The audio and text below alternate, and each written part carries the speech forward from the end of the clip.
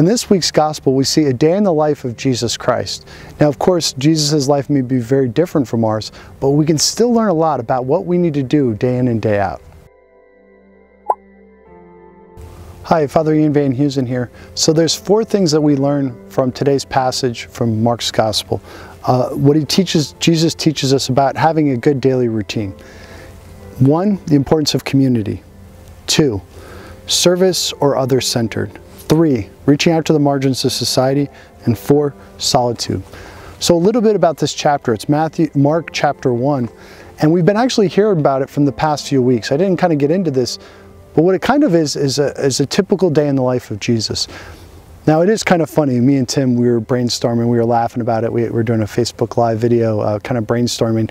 You know, Jesus' typical day for ministry seems a little bit fantastic, right? He's healing people, he's teaching, he's doing all these different things. You know, multiple people get healed miraculously.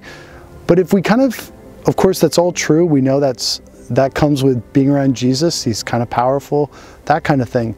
But we also see some things that we can relate to our own daily life, especially kind of in this contemporary society.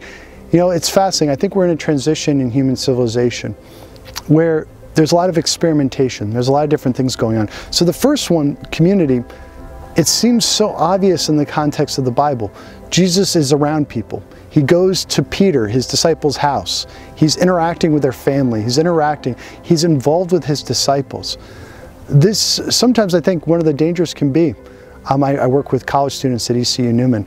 You know, maybe you go about your daily business, but you're not interacting people. You don't have a sense of community, of people around you that you share your life in. We can become isolated, even within our own families. Do we have good friendships? Are we interconnected with other people? Now, of course, social media can be a great way of being a catalyst for that, but we have to also make sure that we're putting in the work face to face. 2, service or other-centered. You know, one of the things I find really great about my students at ECU Newman, they have a real heart for service. They have a real heart for serving each other, being with each other, and that's a powerful thing that Jesus has. He's not just living for himself. He has friendships that he's investing in with his disciples, with his apostles. He's investing in people. I think that's something that we can't assume in our contemporary civilization. But even more than that, so within that sense, number 3, we can have friends, we can have a good social network, but the question also becomes, is it really flourishing with unconditional love? So do we reach out to people who might be socially awkward, or maybe on the margins of society? Are we interacting with people outside of our comfort zone?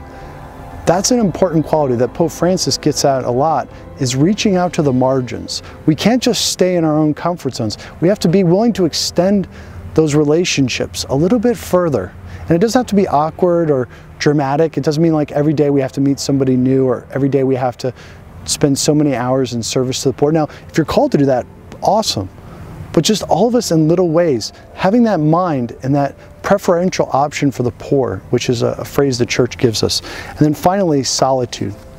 It's paradoxical. And even in my own life, we're out in the world, we're other-centered. But then we have to retreat into the solitude of the heart and spend time with the one we love. Jesus models this for us. He goes off by himself to pray. So examine your heart based on these 4 characteristics. That's the key to a daily routine. Having community, being other-centered, service, reaching out to the margins of society, but having that stable daily prayer life, that solitude, that time with just you and the Lord. And that's what we need. So consider that, examine your heart. Is your daily routine similar to Jesus'? Maybe not in the dramatic way, but just in those 4 characteristics that I just covered. Amen.